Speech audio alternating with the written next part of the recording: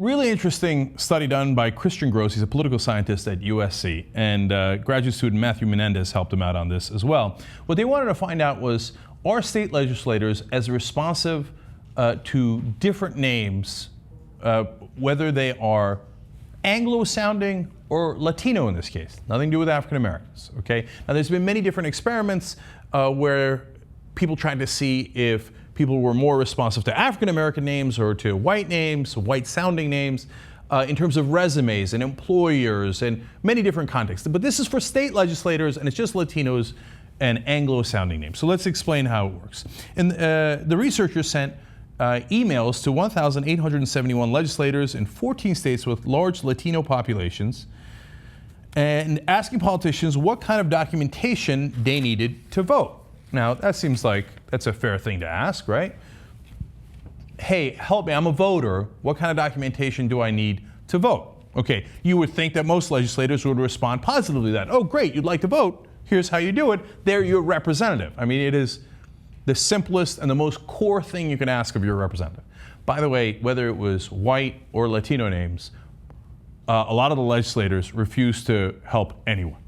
So, great, wonderful democracy we have. But now let's go to the disparities in those two different sets of names.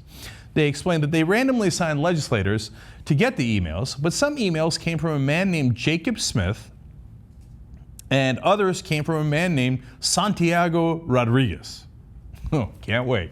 How did it turn out? So, the researchers analyzed whether the Republicans in these states sponsored or co-sponsored voter ID laws. Now, these are laws that are designed to reduce voting fraud. Grose said that there was a very strong correlation between Republicans who had failed to respond to the Latino constituent and the ones who sponsored such laws. Oops. So, now, that's really ironic, doubly ironic, because think about it. First of all, there's a huge difference between Republicans and Democrats. But even within Republicans, okay, the guys who sponsor the voter ID laws are the ones who are concerned about voter fraud. So if someone is asking for the proper documentation, well, that's the perfect guy you want to appeal to, because he's definitely not going to do voter fraud. He wants the proper documents to be able to vote properly. Republicans who are worried about voter ID and making sure there's no voter fraud, oh, they should jump in it and be like, yes, Santiago Rodriguez, I can't wait to help you. Let's see how it turned out. Republicans who support voter identification, according to Grose, are different than those Republicans who did not support voter identification. Among those Republicans who did support voter ID laws, the Latino constituent was very unlikely to receive a response from their elected official.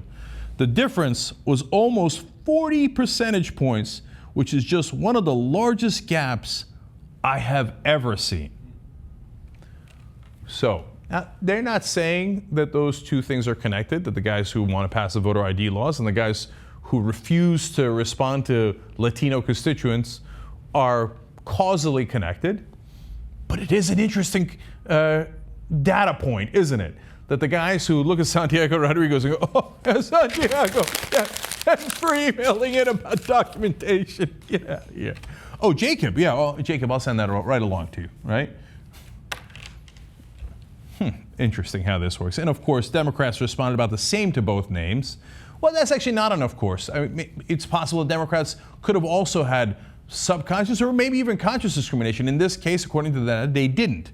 But Republicans were more likely to respond to the man with the Anglo name rather than the Latino name. And among Republicans, let's also be fair to the people who did not sponsor the voter ID laws.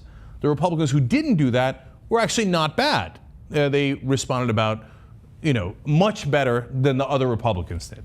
So the guys doing those specific laws, which seem discriminatory against Latinos, it turns out when Latinos ask them for help on how to vote, have no interest in helping them.